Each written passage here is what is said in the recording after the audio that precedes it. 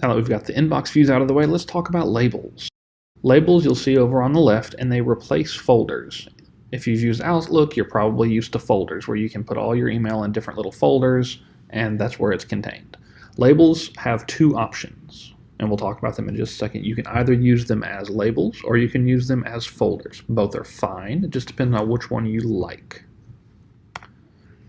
They're very similar to folders, and like I said, you can use them like folders, but they do have additional functionality. They're extremely customizable. You can create as many labels as you want. You can name them anything you want. You can color them anything you want. You can apply them to as many emails as you like. You can apply as many labels to a single email as you want.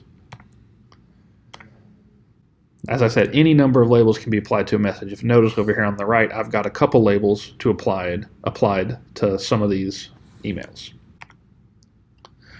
Now, the way the labels work is that whenever you click on the label, any message that has that label on it will be displayed. No matter what folder you put it in, no matter what bin, if you will, you put it in, no matter if it has 10 labels on it or one label, as long as it has that label, it will show up when you click on it. This allows you to categorize things in multiple places. For example, if I had an email that's about project-based learning, but it's also a bill. For example, the bill we just received not too terribly long ago from the Buck Institute for the project-based learning, I could categorize it as both PBL and billing. That way, whenever I clicked on billing, it'll show up, but also whenever I click on PBL, it'll show up. It gives you more control, more customization, which you cannot do with Outlook, because Outlook, you have to put it in one folder. I would have to put it either in billing or in PBL, not both. As soon as you receive the mail, it has one label on it, inbox. Then you can add or remove labels as desired.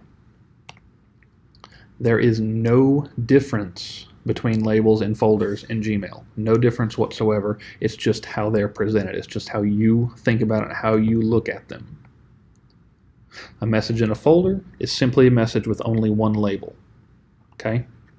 So you can stop and you can think to yourself, do I want to use it like Outlook as folders, or do I want to use the more advanced functionality? There is no right or wrong answer, just whichever one you want to do. I personally like labels because I like the additional control. However, I go through a whole ton of email every single day, and I need that.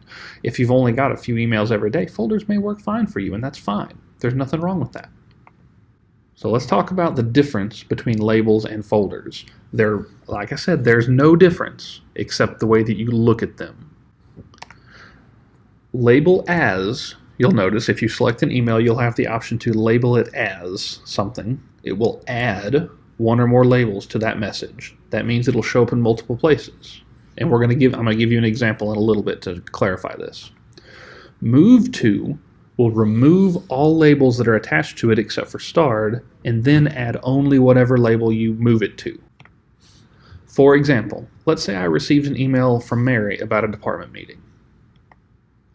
That email will have the label inbox and nothing else. Then I use the label as tool to add the label department emails because she's from my department and it's about a department meeting, so I want it labeled as such.